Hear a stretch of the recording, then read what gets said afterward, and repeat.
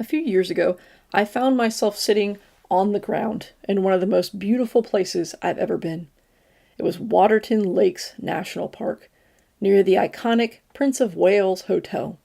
Mountains in the distance, a lake stretching out in front of me, sunshine, clouds, and that perfect mix of calm and awe. And next to me sat a dog. There's a photo from that day. If you saw it, you'd probably think, wow, that's really peaceful and amazing looking.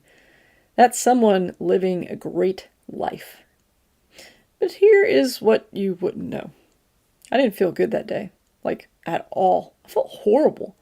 In fact, it was one of those days where the last place you want to be is out in the middle of a national park. No quick exits, no easy fixes, just you, your body, and a long way back to comfort.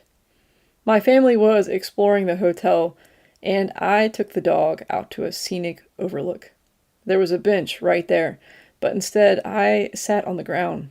Not because it looked cool, not because I was trying to capture the moment, but because it was the only thing that felt right in that moment when I felt horrible. And the dog, well, he just sat next to me, calm, present, looking out at the water like nothing else in the world mattered. My dad happened to come out of the hotel and saw me sitting there from far away, and he took this picture. And in the photo, you don't see discomfort. You don't see struggle. You don't see the internal chaos of someone just trying to get through the moment. You see peace. You see beauty. You see a person and a dog sitting in nature, soaking it all in. And that's the moment something hit me. We almost never see the full picture. Every day we look at snapshots of other people's lives on social media and passing moments in real life, and we fill in the blanks with assumptions. We see the highlights, and we assume the whole story is just as perfect. But it's often not. In fact, probably never. Because behind every perfect moment that's captured, there's context. There are things you don't see, things you don't feel, and things you don't know. That picture of me, to most people, it's a beautiful looking memory. To me, it's a bit of both. It's the discomfort, the frustration, the I wish I could just go home right now feeling.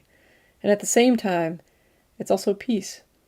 It's sitting with what I would describe as my version of heaven. Mountains, water, and a dog next to me. Both things were true. And I think that's something we tend to forget. Life isn't an either or. It's usually both. You can feel terrible and still experience something amazing. You can be in chaos and still be living a life someone else admires. You can be struggling and still be exactly where you're meant to be.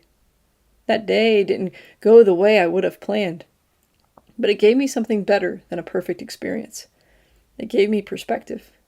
Because now, every time I look at that picture, I'm reminded, even on your worst days, something meaningful can still happen. Even when you're uncomfortable, you can still be capable of experiencing beauty. Even when things aren't perfect, your life can still be pretty incredible. And maybe more importantly, the next time you look at someone else's life and think, wow, they've got it all figured out. Remember this. You're probably just seeing the photo, not the whole story. So give people grace. Give yourself grace. And don't wait for everything to be perfect before you decide your life is good. Because sometimes the most beautiful moments come on the days that feel the hardest. And sometimes you're already living a life worth appreciating, even if in that moment you don't feel 100%.